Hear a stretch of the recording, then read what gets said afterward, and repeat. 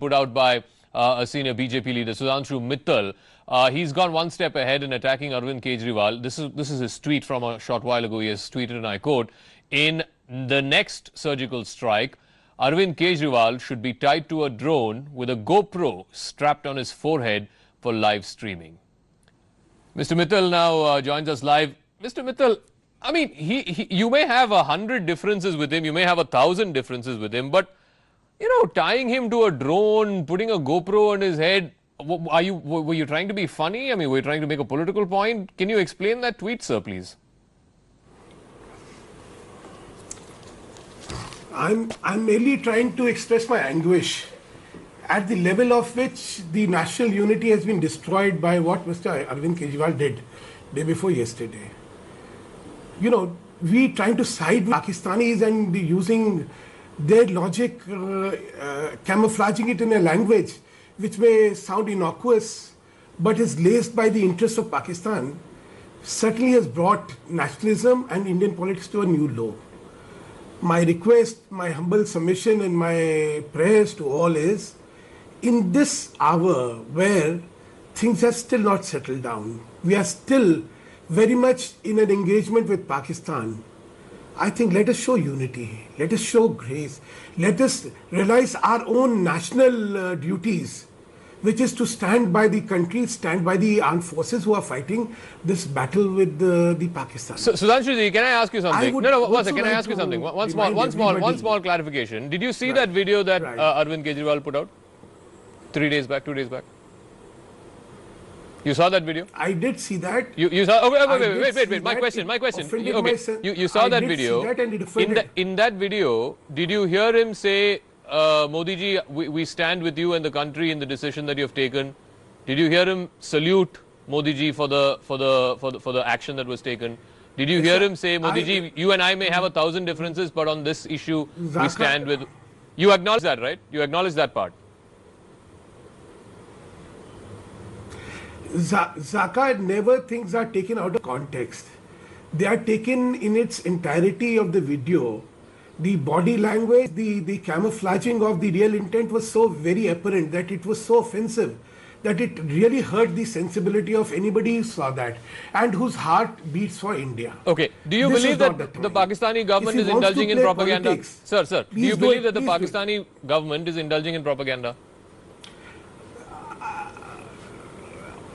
I mean, it's not the first time Pakistani government is indulging in propaganda. Every government has to have its own agenda to be presented before people. Do you believe that they are using? We are not here to. Do you believe they are using? To look at Pakistanis agenda. One sec. Do you believe they are using international publications like Washington Post and New York Times to give a false narrative to the world community?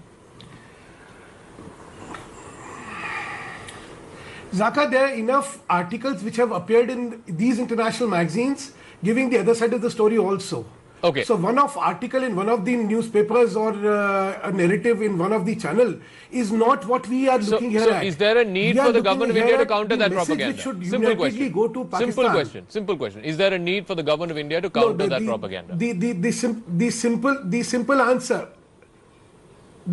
answer is I would trust the government of India and the army of this country to do what it thinks best in terms of a war on the ground and in terms of an information war. Okay. Let us not apportion it on ourselves as to how this war should be fought. Let me get insight in what is going on. Let me get Tom Wadakan to respond to that. Tom Wadakan, Mr. Sudhanshu Mittal is very clear. You have to trust the government. You have to trust the armed forces. If they can go across the line of control and conduct the surgical strike, then they jolly well know how to fight this propaganda war. Your advice has been rejected. Your response? Well, the point is, it's a call of the government of India what they want to do with the entire situation.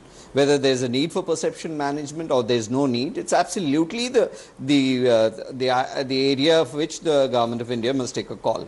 We can only give advisories, and if our advisories are accepted, fine. If it's not, and it's in the wisdom of the army, the wisdom of the government of the day to take a call on this. We have only said that, look, we are with you, we are with the government, we are with the army, we accept the decisions that the government of India would take on this issue. These are sensitive matters. We are all together on this whole issue. There is no difference of opinion in our party. At the highest level, the Congress President, the Congress Vice President have made it very categorically clear. What more do they want? What kind of assurances do they want from us? We stand by this issue on the national security with the government and with the army. Okay, we'll leave it at that. Sudhanshu Mittal and Tom Vadakan for joining us and having a civilized conversation. 10 seconds, sir. 10 seconds. I really have to take a break. 10 seconds. Yeah. I would request Mr. Tom Vadakan to rein in the Chidambarams, the Sanjay Nirupams and the Digvijay Singhs of the Congress. They are not in tune with what you are saying. Okay. And their articulations have really hurt the country as well as the army. So please rein them.